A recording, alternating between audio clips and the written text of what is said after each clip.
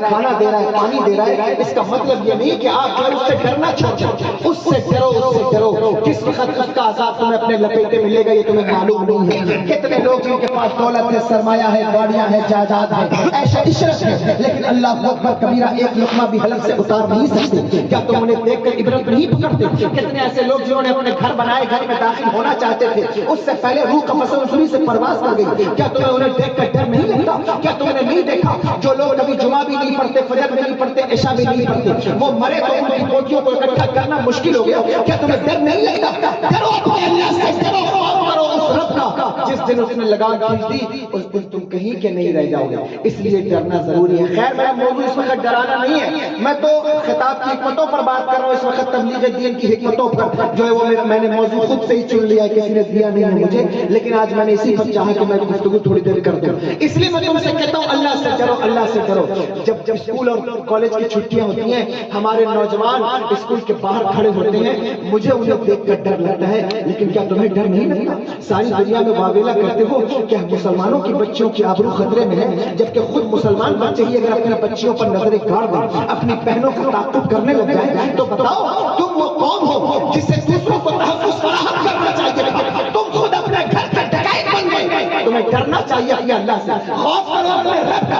اور جو بچیاں پیچھے بیٹھی ہیں، میری بہنیں بیٹھی ہیں، میں ان سے بھی کہتا ہوں میری بہنوں، میرے پاس تو وقت نہیں ہے خطاب کا، لیکن میں تم سے ہاتھ جوڑ کر کہتا ہوں اپنے اللہ سے ڈرو۔ میرے آقا معراج سے تشریف لائے، عورتوں کی جماعت سے گزرے تو میرے آقا نے ارشاد فرمایا، اے اللہ کی بندیوں اللہ سے ڈرو، کیونکہ جہنم میں سب سے زیادہ میں نے تمہیں دیکھا ہے۔ اور میں اگر تفصیل چھیڑ گئی کہ اللہ کے رسول سرور دو عالم صلی اللہ تعالیٰ علیہ وسلم نے کس انداز میں عورتوں کو جہنم میں لٹکتے ہوئے دیکھا، کسی کو سر کے بالوں کے بل لٹکتے ہوئے دیکھا، کسی کو پستانوں سے بندھے ہوئے دیکھا، کسی کے منہ کو اللہ اکبر آگ میں جھلستے ہوئے دیکھا، کسی کے سروں کو چیل اور کوا کو کھاتے ہوئے دیکھا۔ تمہیں پتہ ہے یہ کون عورتیں تھیں؟ ان میں زیادہ تر وہ عورتیں تھیں جو شوہر کی نافرمان ہوتی ہیں، ان میں زیادہ تر وہ عورتیں تھیں اللہ اکبر جن کے سروں سے دوپٹے غائب رہتے ہیں، ان میں زیادہ تر وہ عورتیں تھیں جو زبان سے لعن و طعن غیبت چغلی کرتی ہیں، ان میں زیادہ تر وہ عورتیں تھیں جو بے حیا ہوتی ہیں۔ میری قوم کی بیٹیوں بے حیا نہ بنو، بے حیا نہ بنو۔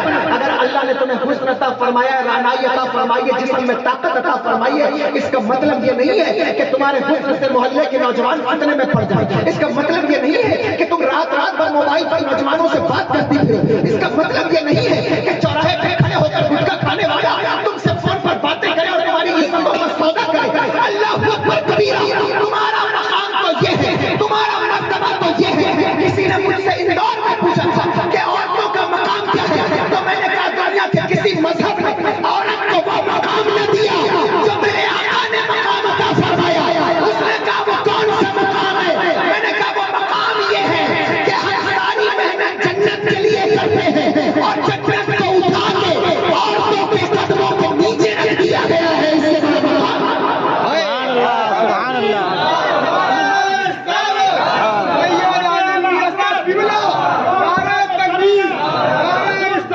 اس سے بڑا مقام کیا ہوگا میری بیٹیوں، میری بہنوں، اس سے بڑا مقام کیا ہوگا تمہارا؟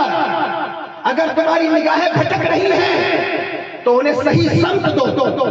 اگر تمہیں حسن دیکھنے کا جی چاہتا ہے، اگر تمہیں ہینڈسم نوجوانوں سے پیار ہے، تو میں یہاں تمہیں بیٹھ کر ہاتھ جوڑ کر کہتا ہوں میرے آقا کی سیرت طیبہ کا مطالعہ کرو۔ اللہ اکبر کبیرہ، میرے آقا کے ان جنتی نوجوان سرداروں کا، نوجوانوں کے سرداروں کی سیرت کا مطالعہ کرو۔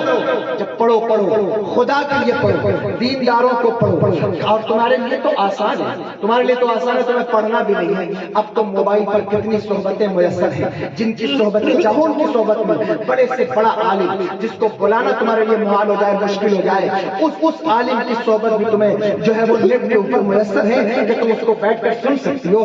رمضان المبارک قریب ہے، ہمارے یہاں بچیاں قرآن پاک کی تلاوت کی عادت رکھتی ہیں، میں مبارکباد پیش کرتا ہوں، لیکن میں یہ بھی کہتا ہوں اس رمضان المبارک کے اندر کسی عالم دین کا، اہل سنت والجماعت کے عالم دین کا سلیکشن کرو، اور موبائل کے اوپر آپ ان سے درس قرآن بھی تو سن سکتی ہیں۔ قرآن کی فرامین اپنے ذہنوں میں، اپنے دلوں میں اتارو اپنے ذہنوں میں۔ تم جو ہے وہ، تمہارا مرتبہ اتنا کم نہیں ہے، تم کسی ذلیل قوم کی بیٹیاں نہیں ہو، تم مصطفیٰ جان رحمت کی امت ہو۔ اللہ اکبر، شہزادی اسلام ہو، اسلام کی شہزادیوں ہو۔ تمہارا مقام تو یہ ہے، تمہارا منصب تو یہ ہے، تمہارا رتبہ تو یہ ہے، تمہاری بلندی تو یہ ہے کہ جب تک تم نیک تھی، جب تک تم قرآن کی تلاوت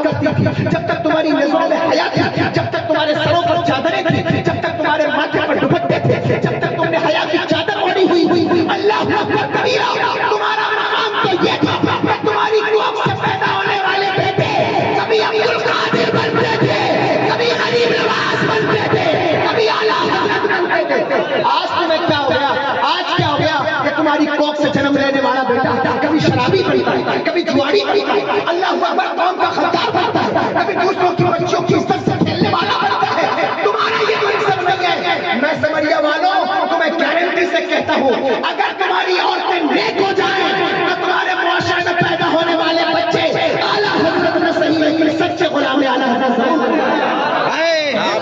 ماشاءاللہ ماشاءاللہ. ڈرو صلی اللہ علیہ وسلم. اس کا عذاب بہت سخت ہے، وہ پکڑ کرتا ہے. تمہیں معلوم ہے، میں تمہیں بتاؤں. اب علامہ ابن حجر لکھتے ہیں حضرت عمر بن خطاب رضی اللہ تعالیٰ عنہ نے ایک دن جناب حضرت کعب احبار سے کہا، اے کعب مجھے کوئی ایسی بات بتاؤ کہ جس کی وجہ سے میرے دل میں خوف پیدا ہو جائے، خوف بڑھ جائے. پتہ چلا کہ صحابہ چاہتے تھے کہ ان کے دل میں خوف خدا بڑھے، صحابہ چاہتے تھے کہ ان کے دل میں خشیت ربی بڑھے. اور بلا شبہ کامیاب تو وہی ہے جو اللہ سے ڈرنے والا ہے، کامیاب تو وہی ہے جو اپنے رب کا خوف لے کر چلنے والا ہے، کامیاب تو وہی ہے جو اللہ کی خشیت سے کانپ رہا ہو، وہی کامیاب ہے. تم تو ہر وقت مسکراتے ہنستے یہاں دیکھو وہاں دیکھو، جلسے میں مسکراؤ گے، محفل میں مسکراؤ گے، مسجد میں مسکراؤ گے. مسکرانے سے منع نہیں کرتا، میرے نبی کی سنت ہے، لیکن خدا کی قسم یاد رکھنا اگر تم مسکراتے ہو، اگر تم ہنستے ہو، اس عمل کے ساتھ مسکراؤ کہ میرے نبی نے مسکرایا تھا تو میں مسکرا رہا ہوں، تو وہ ثواب بن جائے گا. لیکن تم تو مسکراتے ہو کبھی کسی کے عیب، تم تو مسکراتے ہو کبھی کسی کی تذلیل، تم تو مسکراتے ہو کبھی کسی کو چوٹ لگ جائے تو تمہیں مسکرانا آتا ہے، کوئی بائک سے گر جائے تو تمہیں مسکرانا آتا ہے، کسی کا گھر اجڑ جائے تو تم مسکراتے ہو، کسی کی بیوی بھاگ جائے تو تم مسکراتے ہو. یہ مسلمانوں کا طریقہ نہیں ہے، یہ مسلمانوں کا ذوق نہیں ہے، یہ مسلمانوں کو زیب نہیں دیتا. مسلمانوں اگر تم مسلمان ہو تو اللہ کا خوف پیدا کرو، مسکرانے سے زیادہ رویا کرو. میرے چاچا فَلْيَضْحَكُوا قَلِيلًا وَلْيَبْكُوا كَثِيرًا، کم ہنسا کرو زیادہ رویا کرو، کیونکہ جو روتا ہے وہ کامیاب ہو جاتا ہے. اس لیے اللہ کا خوف پیدا کرو. صحابہ چاہتے تھے کہ ان کے دل میں خوف خدا پیدا ہو. تم کتنا چاہتے ہو کہ تمہارے دل میں خوف خدا پیدا ہو؟ تم نے اپنے بچوں کو کتنا ڈرایا ہے اللہ سے؟ باپ سے ڈراتے ہو، دادا سے ڈراتے ہو، ماں سے ڈراتے ہو. اللہ اکبر.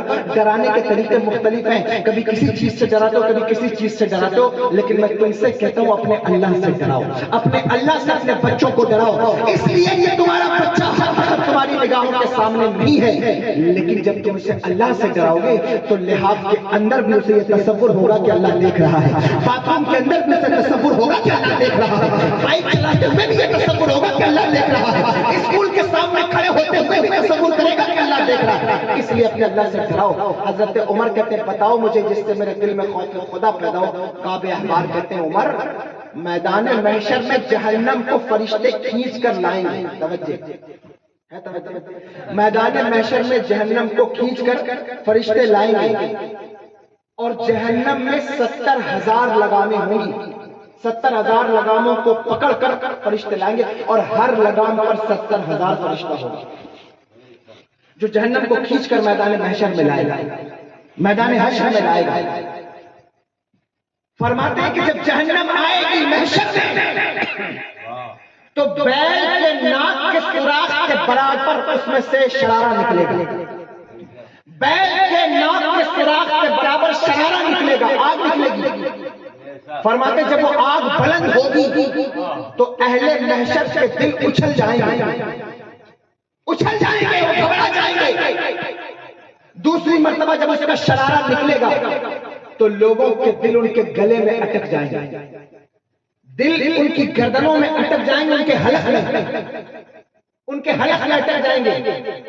اللہ اکبر. تم نے کبھی سوچا ہے، تم نے کبھی غور کیا ہے کوئی آواز تیز آ جائے تو تمہارا دل دھک سے ہو جاتا ہے، تم پریشان ہو جاتے ہو. جب دل نکل کر گلے میں اٹک جائے تو پھر کیفیت کیا ہوگی؟ حضرت عمر نے سنا تو زاروں قطار رونے لگے. اللہ اکبر. کعب احبار کہتے ہیں عمر میں آپ کو بتاؤں اس دن جو حشر کا دن ہوگا، اللہ اکبر، وہ دن جو 50,000 سال کے برابر ہوگا. عمر حضرت ابراہیم جنہیں خلیل اللہ کہا جاتا ہے، توجہ ہے آپ، جنہیں خلیل اللہ کہا جاتا ہے، ان کی شان یہ ہوگی کہ وہ اپنے گھٹنوں پر اللہ کی بارگاہ میں بیٹھ جائیں گے اور عرض کریں گے میرے مالک آج کے دن میں کسی کے بارے میں تجھ سے سوال نہیں کرتا، کسی کے بارے میں سوال نہیں کرتا، بس مجھے اپنی پناہ عطا فرما، مجھے اپنی یہ انبیاء کی بات کر رہا ہوں. فرماتے حضرت موسیٰ کہیں گے گھٹنوں کے بل بیٹھ کر اے میرے مالک میں کسی کے بارے میں سوال نہیں کرتا، مجھے پناہ عطا فرما. حضرت عیسیٰ کہیں گے اے میرے مالک میں آج کے دن اپنی ماں مریم کے بارے میں بھی سوال نہیں کرتا، اے مالک مجھے اپنی پناہ عطا فرما. توجہ غور کرو، سوچو وہ کیسا دن ہوگا، وہ کیسا دن ہوگا، کیسا خطرناک دن ہوگا. تم نے کیا تیاری کی ہے اس دن کے لیے؟ اس بات پر توجہ کرنا. تم نے کیا تیاری کی ہے اس دن کے لیے؟ کیا تیاری کی ہے اس دن کے لیے جس دن تمہارا جنازہ اٹھے گا؟ تم نے کیا تیاری کی ہے اس دن کے لیے جس دن تم قبر میں اترو گے؟ کیا تیاری کی ہے اس دن کے لیے جس دن پٹرے رکھے جائیں گے؟ اور یہ تو یقینی بات ہے، دنیا میں آ گئے ہو تو مرنا تو ہے ہی. جان چھوٹنی نہیں ہے، مرو گے ضرور، جانا ضرور ہے. تم نے تیاری کیا کر رکھی ہے یہ خاص بات ہے. اس تیاری پر غور کرو کہ تم نے تیاری کیا رکھی ہے. یہ غریب نواز بیان فرما رہے، جہنم کا ذکر فرما رہے. میں نے تو ضمناً یہ بات بیان کر دی. غریب نواز ذکر فرما رہے تھے. میرا موضوع وہی ہے کہ تبلیغ دین کیسے کی جائے. غریب نواز بیان فرما رہے تھے. جب یہ بات بیان فرمائی تو لوگوں کے کلیجے اسی محفل میں منہ کو آنے لگے. اس انداز سے بیان فرمائی کیونکہ بیان کرنے والا اگر سچا ہو اور ہمارے جیسا انسان نہ ہو، کم علم نہ ہو، اللہ اکبر بے عمل نہ ہو، تو ظاہر ہے کہ جو بات میں بیان کر رہا ہوں اگر یہی بات مجھ سے کوئی بڑا عالم دین یا اللہ اکبر کوئی جو ہے وہ صاحب عمل بیان کرے یا کوئی ہمارا شیخ بیان کرے تو اس کی بات کا اثر دوسرا ہو جائے گا نا. اب آقا بیان کرنے حضور غریب نواز بیان فرما رہے ہیں. اللہ اکبر، لوگوں کے دل دھڑکنے لگے. ایک نوجوان کھڑا ہو گیا، کھڑا ہو کر کہتا ہے حضور ایک بات بتا دیں. ایک بات بتا دیں، میں جہنم سے بہت ڈر گیا. ایک بات بتائیں. کہا کیا بتاؤں؟ کہا کوئی ایک بات بتائیں کہ جس سے میں جہنم سے بچ جاؤں، میں جہنم کے عذاب سے بچ جاؤں. توجہ ہے؟ میں کیا کہہ رہا ہوں؟ میں بتا یہ رہا ہوں کہ تبلیغ دین کا طریقہ کیا ہے. بس یہ میرا موضوع ہے. اللہ اکبر کا ایک بات بتا دیں جس سے میں جہنم کے عذاب سے بچ جاؤں. میرا حضور نواز فرماتے ٹھیک ہے میں تمہیں ایک بات بتا دیتا ہوں. کہا حضور بتائیں. کہا بیٹا داڑھی رکھ لو. سبحان اللہ. میں نہیں کہہ رہا ہوں، میں آپ سے نہیں کہہ رہا ہوں آپ رکھ لیں، میرے کہنے سے نہ رکھیں. ہمارے مشائخ کا طریقہ ہے، حالانکہ میں اعتراض نہیں کرتا، لیکن میں نہیں کہتا کہ آپ رکھیں. جس دن تمہیں نبی سے سچی محبت ہو جائے اس دن رکھ لینا. محبت پر محنت کر لو. محبت ہو جائے گی تو پھر ایسا ہو ہی نہیں سکتا کہ نبی سے محبت ہو اور چہرے کا نور بھی چھلایا جائے. یہ نہیں ہوگا. پھر یہ میں آپ سے کہہ رہا ہوں، خاص بات ہے، اس پر توجہ کیجیے گا. حضور نواز فرماتے داڑھی رکھ لو، داڑھی رکھ لو. اس نے کہا حضور داڑھی رکھ لو جنت مل جائے گی. اللہ اکبر. جہنم سے بچ جاؤں گا. کہاں ہاں بچ جاؤں. اس نے کہا حضور بات سمجھ میں نہیں آئی. اب حضور نواز فرماتے سنو، تمہیں معلوم ہے دنیا میں ایک انسان پیدا ہوا جس کا نام ہے مجنو. بولو ہے جانتے ہیں؟ مجنو. ان کا نام مجنو نہیں، ان کا نام قیس ہے. لیکن دنیا نے انہیں مجنو کہا. اور میں نے پڑھا ہے کہ امام علی مقام حضرت امام حسن رضی اللہ تعالیٰ عنہ نے انہیں یہ لقب دیا مجنو کا. امام علی مقام حضرت امام حسن رضی اللہ تعالیٰ عنہ تشریف لے جا رہے تھے تو یہ بیٹھے ہوئے تھے جنگل میں.